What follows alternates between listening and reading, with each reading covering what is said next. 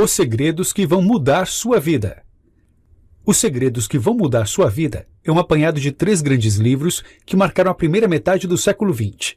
Pense e Enriqueça, de Napoleon Hill, O Poder do Subconsciente, de Joseph Murphy, e Como Falar em Público e Influenciar Pessoas no Mundo dos Negócios, de Dale Carnegie. Todos abordam os caminhos do sucesso, enfatizando que você não precisa nascer bem encaminhado, com os contatos certos, para chegar onde quer chegar. Porém, não prometem nenhuma fórmula rápida, muito menos um segredo místico capaz de transformar sua condição de vida da noite para o dia. Pelo contrário, os segredos que dão nome à obra são avessos às superstições. Por isso, não se deixe enganar pelo poder da mente tão citado nesses livros. Mais do que comunicar um poder aparentemente mágico, os livros querem traduzi-lo para que você o enxergue sem a magia. As palavras podem enganar você, então procure encontrar as respostas nas entrelinhas. Se houver um segredo oculto, é lá que ele estará. Pense e enriqueça. Ainda jovem, Napoleon Hill escutou do próprio Andrew Carnegie, um magnata do aço, o grande segredo da riqueza. Contudo, Carnegie deixou claro que a essência do grande segredo não estava nas palavras que acabara de proferir, pois ela não consegue ser expressa diretamente. Deve, ao invés disso, ser deduzida por cada um.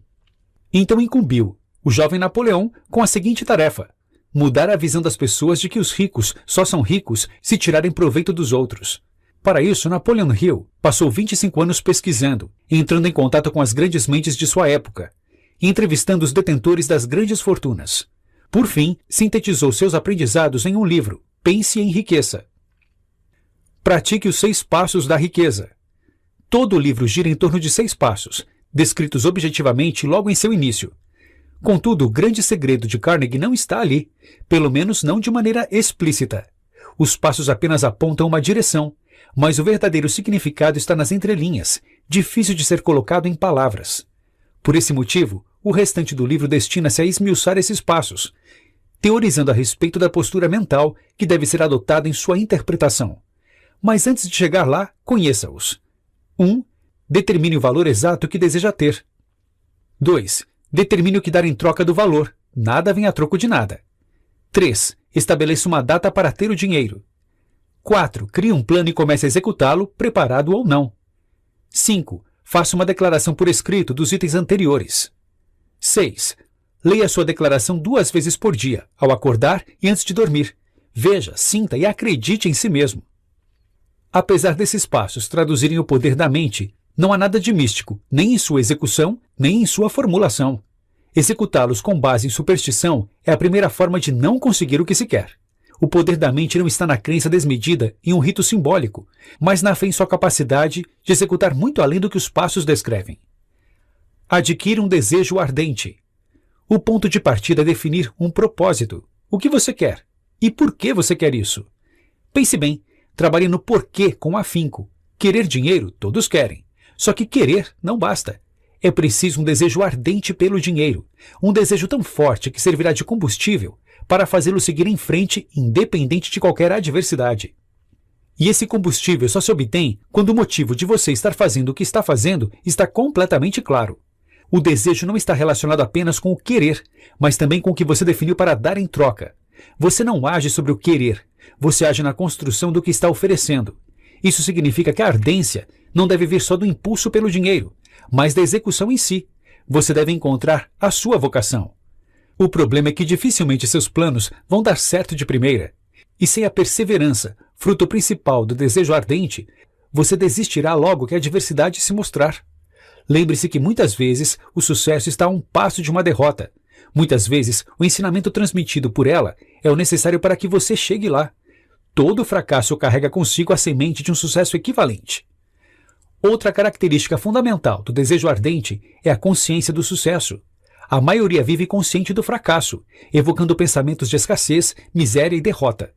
No entanto, ao adquirir um desejo ardente, você muda sua mentalidade para a de abundância e ganha a esperança de que sua ideia louca pode realmente dar certo ao final. Permita-se ser envolvido pela fé.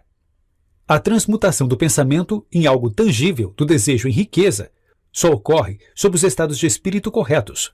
Porém, mais uma vez, não se deixe levar pelas palavras, ou ache que há algo de místico ou supersticioso nessa transmutação.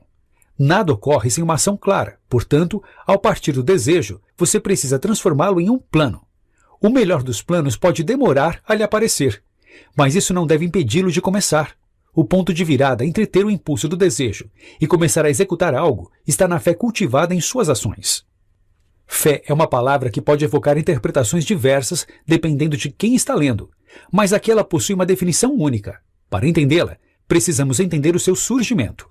Após adquirir um desejo ardente, você se torna consciente do sucesso. Essa crença enviada ao seu subconsciente em resposta, ele lhe oferece o impulso de ação em forma de fé. Fé é, portanto, um estado de espírito propício à ação. Afinal, você faria algo se tivesse certeza que daria errado? No entanto, por mais sincero que seja o seu desejo ardente, pode ser que o seu subconsciente não esteja preparado para deixá-lo no estado de espírito correto. Esse é um ponto delicado. Entenda o subconsciente. O seu funcionamento é simples. Pensamento em conjunto com emoção atrai pensamentos similares. O pensamento em si é fraco, pois precisa de uma emoção apropriada para ganhar força. É como a voz transmitida por ondas de rádio. Para que ela consiga vencer grandes distâncias, precisa ser potencializada, envelopada, dentro de uma banda de frequência maior. O subconsciente é o emissor dessas ondas, porém ele só emite as que já vêm potencializadas. Em síntese, o que ele faz é classificar e registrar os impulsos de pensamento originados pelos 5 sentidos. Porém, essa classificação é posterior à interpretação do que foi captado, e é sobre essa interpretação que as emoções agem. Pense nelas como se fossem um filtro. Quando você está com raiva, percebe um ambiente diferente de quando está feliz, certo? Pois então, é somente o resultado desse filtro que chega ao subconsciente. E quanto mais intensa for a sua emoção, mais forte esse resultado chega e mais forte ele é emitido. O subconsciente é a ligação entre sua mente finita, seus pensamentos conscientes e a inteligência infinita, o grande reservatório de tudo que já foi e será criado. É de lá que suas respostas vêm, e portanto suas ideias, seus planos e sua fé. E a resposta adquirida, o impulso que irá levá-lo a qualquer ação, é sempre equivalente ao que foi emitido. Então, se você vive sob influência maior de emoções negativas, elas atrairão mais emoções negativas. Daí o início se torna mais difícil, pois é preciso ganhar embalo até que as emoções positivas comecem a se cultivar. Para superar esse problema, você deve dominar a autossugestão. Sob uma visão mais ampla, a autossugestão é a comunicação entre o consciente e subconsciente. Nada passa do primeiro ao segundo sem a ajuda dela. Se você perceber algo pelos 5 sentidos que seja irrelevante, isto é, de importância duvidosa, e não suportado por uma emoção forte, essa informação será descartada. No entanto, se você acreditar no que está percebendo, reforçar sua importância com uma emoção e repetir o processo mais de uma vez, enfatiza a autossugestão. Note que você tem o domínio de tudo o que chega ao seu subconsciente, pois para chegar lá é preciso passar pela autossugestão. Esse é um processo espontâneo e que é impossível de ser desligado. O que acontece na maioria das vezes, entretanto, é que a pessoa não o exerce. Você precisa assumir a responsabilidade por aquilo que chega aos seus sentidos e estar presente para eles. Só assim você conseguirá estar no controle. Se você quiser introduzir as emoções positivas ao seu pensamento, terá que estar presente para os estímulos externos que as causam e para aqueles que as perturbam. Uma maneira de começar a prestar atenção no processo de autossugestão é praticando a fórmula da autoconfiança. 1. Prometa executar uma ação. 2. Mentalize 30 minutos por dia a pessoa em que você quer se tornar. 3. Dedique 10 minutos por dia para exigir de si a autoconfiança. 4. Nunca pare de tentar alcançar seu principal objetivo. 5. Construa sua riqueza na verdade e na justiça, senão ela não durará. Cada item leva sua atenção para algo positivo. Enquanto estiver executando-os, esteja atento para seus sentimentos e o processo que ocorre em seu interior. No início pode ser que nenhuma emoção forte reforce esses passos, assim como não reforçam os 6 passos da riqueza descritos anteriormente. Mas repita o processo. A repetição é a chave para treinar a mente e tente perceber a autossugestão trabalhando. Todavia, isso pode parecer estranho. O primeiro passo da autoconfiança é executar uma ação, relacionada, é claro, ao seu objetivo principal. Só que você não deveria ter fé antes de executá-la? E para ter fé, você não precisaria já ter dominado a autossugestão? Não necessariamente. Precisamos de algo que sirva de impulso inicial. Nem todos os planos, e por conseguinte, nem todas as ações precisam vir da inteligência infinita. Esteja atento para os conhecimentos necessários.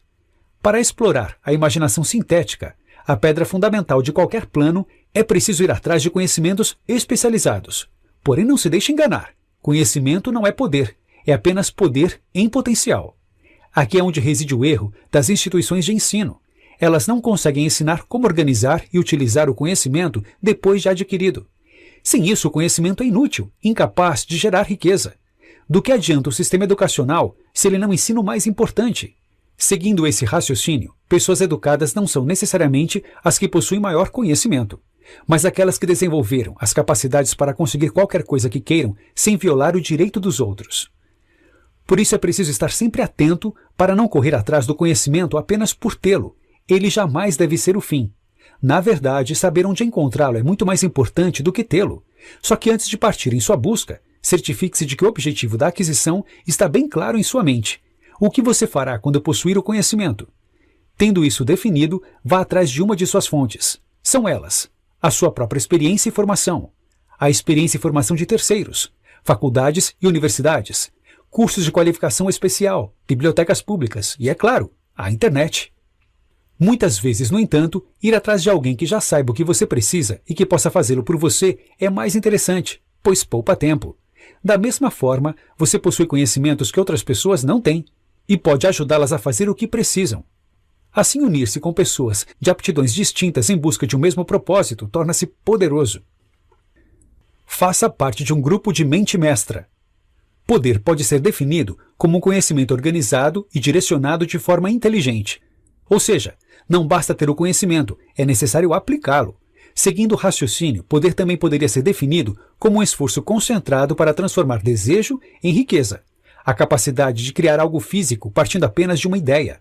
Só que é bem provável que para essa transformação ocorrer, você precise de vários tipos de conhecimento e manejá-lo sozinho pode ser um trabalho árduo demais. Daí a importância de fazer parte de um grupo de mente mestra.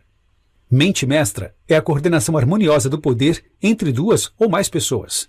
O grupo então trabalha em prol de uma mesma transformação. Quando unidos, suas mentes criam uma energia potencial comparável a uma mente adicional, e esse excesso é então distribuído a todos igualmente. Todos ganham com a cooperação. A primeira decisão a ser feita, quando se está à procura de um grupo, é se você será o líder ou um seguidor. Escolha o papel que mais encaixe com sua personalidade e assuma-o. Se você for um seguidor, procure por um grupo já existente. Ao entrar, seja esperto e aprenda com o líder. Cresça com ele, coopere e promova a harmonia. Para fazer parte de um grupo, siga esses passos. 1. Decida exatamente o tipo de emprego que deseja. 2. Escolha a empresa ou indivíduo para quem vai trabalhar. 3. Estude o empregador, política, relações e chance de ascensão. 4. Descubra o que oferecer. 5. Esqueça a ideia de obter um emprego aos moldes tradicionais e concentre-se no que oferecer. 6. Peça a um profissional que ajude você a colocar o plano pensado no papel. 7. Apresente o plano para a pessoa com a autoridade apropriada. Por outro lado, se você está pensando em liderar, assuma a responsabilidade. A liderança exige amadurecimento, autocontrole, firmeza, empatia e fazer mais do que espera que os outros façam por você. Para ser um líder, siga essas etapas. 1. Alice um grupo de pessoas para criar e realizar o plano. 2. Decida os benefícios que cada integrante terá em troca de sua cooperação. 3. Marque reuniões pelo menos 2 vezes por semana, até que o plano esteja bem lapidado. Aprenda outras técnicas de autossugestão. Nada chega ao subconsciente sem autorização do consciente, lembra? Só que para essa frase fazer sentido, você precisa sentir o processo de sugestão. Quando alguém lhe diz algo, você forma uma imagem mental do que foi dito e essa imagem é confrontada com suas crenças, valores e opiniões. Desse confronto nasce uma interpretação e, então, uma resposta. Imagine que uma aeromoça diz para um passageiro que ele pode ficar enjoado durante o voo. Caso o passageiro se considere uma pessoa que não fica enjoada com facilidade, ele apenas descartará o aviso.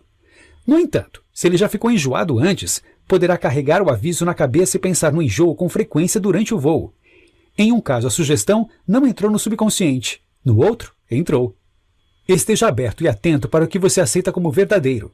Ademais, você pode trabalhar com técnicas de autossugestão para treinar o seu consciente, ensinando o que aceitar como verdadeiro. Técnica da visualização. Qualquer que seja seu objetivo, imagine uma situação em que ele seja atendido. Veja, sinta e transpire o resultado desejado. Murphy, por exemplo, usava esta técnica antes de subir nos palcos, pensava em cada detalhe da apresentação. Técnica do sono. O maior inimigo da autossugestão são as crenças contrárias que temos. Você quer falar em público, mas todas as suas experiências dizem que você não é bom nisso. Em casos assim, relaxe o corpo e entre em um estado sonolento.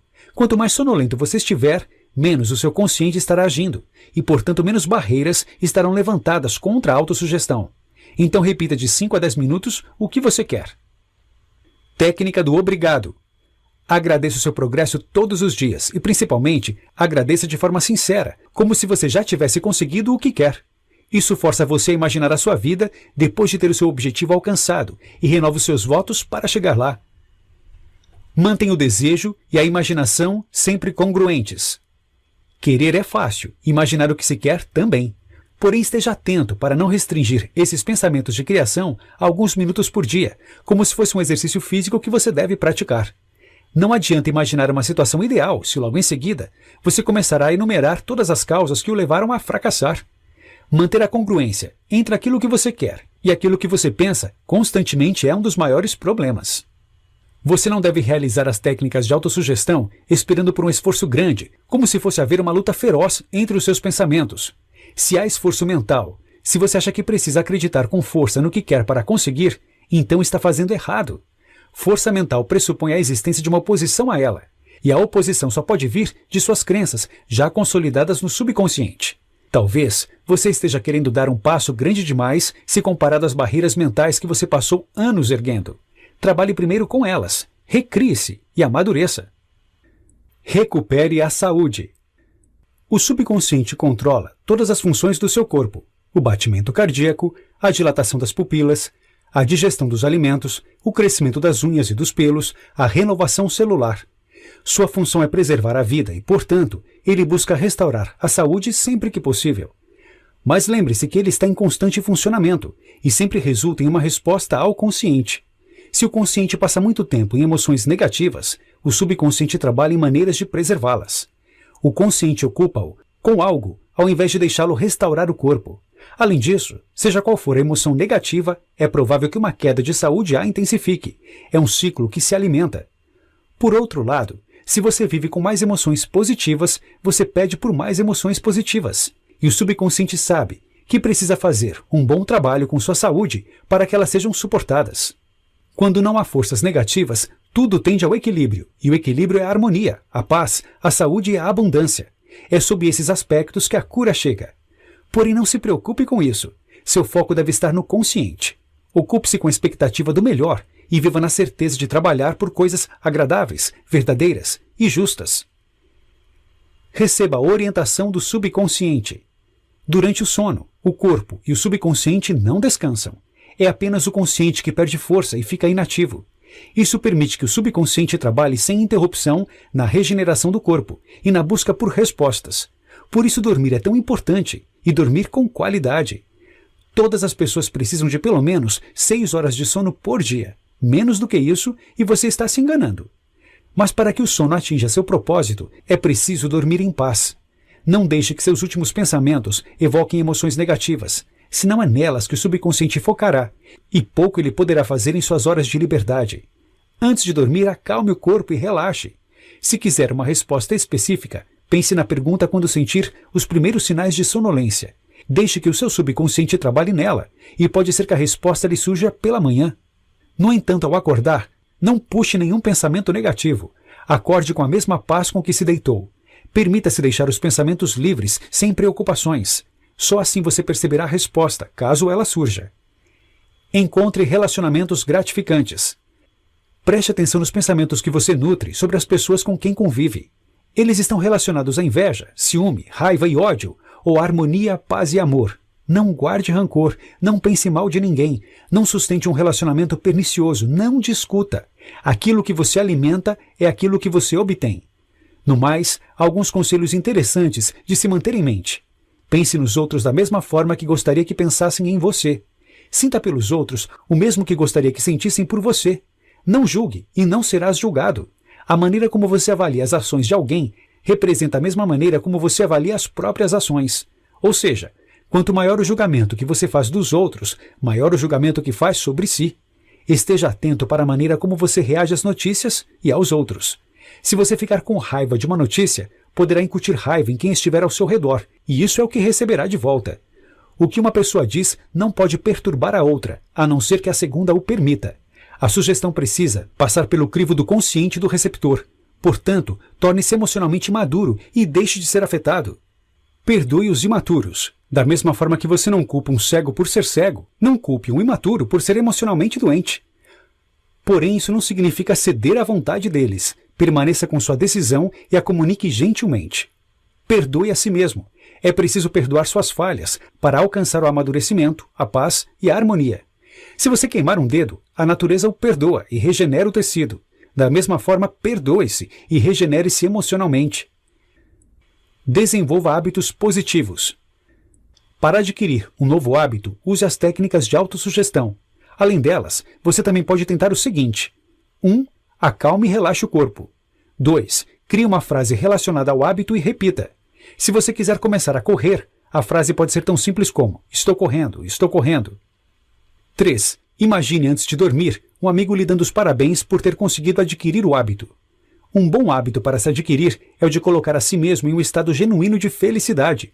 Abra mão da ideia de que você só será feliz quando tiver alguma coisa. A felicidade nunca está no fim de um caminho. Se você não a encontrar no percurso, jamais a terá. O feliz é aquele que produz e pratica o que há de melhor dentro de si, o resultado de uma mente tranquila. O comprometimento com a felicidade precisa começar ao acordar.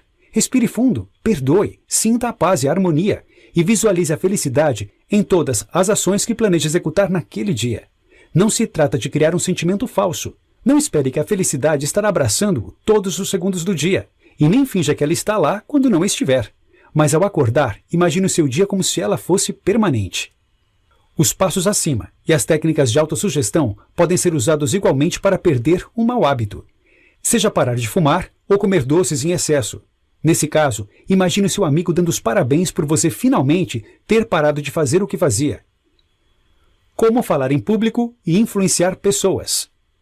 Dificilmente você conseguirá alcançar seus objetivos sozinho. Relacionar-se com outras pessoas é uma parte fundamental do caminho e, portanto, é importante saber como tirar o máximo proveito dessas relações, nutrindo-as de modo que haja uma cooperação mútua. O segredo para influenciar os outros é exatamente este: desenvolver amizades recíprocas. Veja as regras de ouro de Carnegie. 1. Não critique, não condene, não se queixe. 2. Mostre apreço de modo honesto e sincero. 3. Desperte forte desejo nos demais. 4. Torne-se verdadeiramente interessado na outra pessoa. 5. Sorria. 6. Lembre-se que o nome de uma pessoa é o som mais doce em qualquer idioma. 7. Seja um bom ouvinte. Incentive os outros a falarem sobre si mesmos. 8. Fale de coisas que interessam a outra pessoa. 9. Faça a outra pessoa sentir-se importante e faça-o com sinceridade. Conquiste as pessoas com sua maneira de pensar. 1. A única maneira de vencer uma discussão é evitá-la. 2. Respeite a opinião dos outros. Nunca diga a uma pessoa que ela está errada. 3. Se você estiver errado, reconheça o próprio erro rápida e energicamente. 4. Comece de maneira amigável. 5. Leve a outra pessoa a dizer sim imediatamente. 6. Deixe a outra pessoa falar a maior parte da conversa. 7. Deixe que a outra pessoa sinta que a ideia é dela. 8. Procure honestamente ver as questões do ponto de vista da outra pessoa. 9. Seja receptivo às ideias e aos anseios da outra pessoa. 10. Apele para os motivos mais nobres. 11. Dramatize suas ideias. 12. Lance um desafio. Chegue sempre à frente. Para estar à frente, você não pode se limitar à educação tradicional. Se quiser alcançar o emprego dos sonhos ou empreender, você precisa se destacar. E só conseguirá fazer isso se for atrás do que poucos estão indo. A melhor maneira de complementar a educação é convivendo com outras pessoas, interagindo e prestando atenção nelas, estudando-as, procurando entendê-las genuinamente. E já que você não está preparado logo que termina a faculdade, não deve se frustrar com os seus erros. Há muito a aprender ainda. Na verdade, considere um erro apenas quando cometê-lo uma segunda vez. Então aprenda com eles, aprenda com tudo, esteja sempre aprendendo. Entretanto, o conhecimento não é tudo. Uma pesquisa feita pela instituição de Carnegie revelou que apenas 15% do sucesso de alguém é determinado pelo conhecimento. Os outros 85% dependem da personalidade. Entenda a personalidade como o nível de seus atos que interessam e sirvam às outras pessoas. Ou seja, ter uma boa personalidade significa gerar valor aos outros. Desenvolva uma boa personalidade. Assim como qualquer outra habilidade, isso pode e deve ser adquirido. Para desenvolvê-la, considere 1. Praticar um esporte físico e um jogo de inteligência, como xadrez ou videogame, uma vez por semana. Eles desenvolvem o espírito esportivo e o altruísmo. 2. Faça algo por outras pessoas. Participe de um projeto voluntário, dê aula de graça aos domingos ou faça uma campanha para arrecadar agasalhos. Doar-se é gerar valor aos outros e, portanto, é desenvolver uma boa personalidade. 3. Tenha interesse pelo próprio trabalho. Aprender a fazê-lo de forma excepcional é fazê-lo com entusiasmo. Isso influencia sua personalidade. Ademais, entregar-se ao trabalho impede você de fechar-se em seus próprios problemas. Pense no resultado e em como outras pessoas irão se beneficiar dele. Desenvolva coragem e autoconfiança pela oratória. 1. Comece com um desejo ardente. Saber a razão por trás de sua oratória e em como ela se encaixa em seu grande objetivo é o que lhe oferece motivação para seguir em frente e superar medos e anseios, inclusive o de falar em público. 2. Conheça profundamente o assunto sobre o que vai falar. E não fale apenas por falar. Fale quando realmente tiver algo a dizer e saber exatamente do que se trata. 3. Haja com confiança. Antes da apresentação, respire fundo por 30 segundos. Fique ereto, cabeça erguida e olhe nos olhos de sua plateia. Imagine que eles lhe devam dinheiro e estão ali para lhe implorar por uma extensão de prazo. 4. Pratique. O mais importante dos passos. Pois não importa quão bem você domine os outros, é somente falando que você aprende a falar. Prepare a palestra. Durante a preparação, considere os seguintes conselhos. Não cubra muita coisa em pouco tempo. Escolha 1 ou 2 tópicos em um discurso breve. Determine o assunto com pelo menos uma semana de antecedência. Então durma com ele. Puxe-o nas conversas com os amigos. Faça-se todas as perguntas possíveis. Não transforme seu discurso em uma pregação arbitrária. Coloque ilustrações e exemplos. Coloque-se no lugar do seu público e fale o que seja interessante para ele e não para você. Reúna uma centena de pensamentos sobre o tema e descarte 90. Preze a diversidade enquanto estiver preparando o discurso, pesquise a fundo e não queira reinventar a roda. Depois fique com o mais importante. Faça as anotações para a preparação e o treinamento, porém guarde-as no bolso na apresentação. Use-as somente em caso de emergência, só para prevenir uma aniquilação total. Não decore o discurso literal, palavra por palavra. Isso só fará você soar pouco natural. Fale com entusiasmo, com o mesmo entusiasmo com o qual você deve ter feito a preparação. Evite palavras evasivas como "me parece que" ou "na minha opinião". Isso enfraquece o discurso. Não seja positivo demais, nem use muitas exclamações. Quanto mais inteligente for sua plateia, menos suscetível ela será a frases enérgicas. Realize a palestra. Para complementar a boa preparação, há uma dica que sintetiza qualquer outra a ser dada na hora da apresentação. Seja natural. Quanto mais natural você for, menos atenção as pessoas darão a você e mais atenção darão à mensagem. Esse é o propósito de um bom orador. Se sua fala e seus gestos estiverem soando pouco natural, finja que está falando especificamente para uma das pessoas ao fundo da plateia. Fale com ela como se estivessem conversando a sós. Imagine-a fazendo perguntas e as responda. Dito isto, preste atenção a alguns pontos. Fale com entusiasmo e sinceridade. Deixe os sentimentos envolverem seu discurso e apresente-se com o coração. Essa é a melhor forma de se mostrar autêntico. Abra espaço para sua personalidade. Não esteja cansado, portanto planeje bem as horas anteriores ao discurso. Não postergue a preparação. Durma direito e coma corretamente. Não negligencie sua aparência. Parecer desleixado diminuirá o respeito e a credibilidade. Mantenha uma postura correta durante toda a apresentação. Sorria com frequência. Não faça movimentos repetitivos, como girar os polegares, esfregar uma mão na outra ou brincar com algum objeto. Isso apenas distrai a plateia. Notas finais. O poder da mente pode ser visto como uma história de motivação barata ou como um instrumento de feitos sobrenaturais. No entanto, o que esses 3 livros tentam mostrar é que ele não é nem uma coisa, nem outra. Tanto acreditar que ele é um mito, quanto acreditar que ele literalmente move montanhas, são maneiras de se tornar incapaz de utilizá-lo ao seu favor. Entretanto, isso não significa que ele não seja capaz de operar milagres. O subconsciente pode não conseguir tornar você um milionário da noite para o dia, mas certamente pode fazê-lo com o tempo. Isso o torna menos milagroso? Einstein já dizia que só há duas maneiras de viver a vida. A primeira é vivê-la como se os milagres não existissem, e a segunda é vivê-la como se tudo fosse milagre. Estar atento para sua interação com o mundo, sob qualquer forma, é estar presente para o que entra no seu subconsciente. Dessa forma você o treina para trabalhar em prol de seus objetivos. Lembre-se, quer você use o poder de forma genuína, quer você o despreze, ele estará sempre em funcionamento. Deixe seu like, se inscreva no canal @eusomarcelobraga se ainda não é inscrito e comenta aqui embaixo alguma sugestão de vídeo que você quer ver aqui no canal. Muito obrigado por trilhar essa jornada comigo e é só o começo. Até breve meu irmão, até breve minha irmã e tamo junto.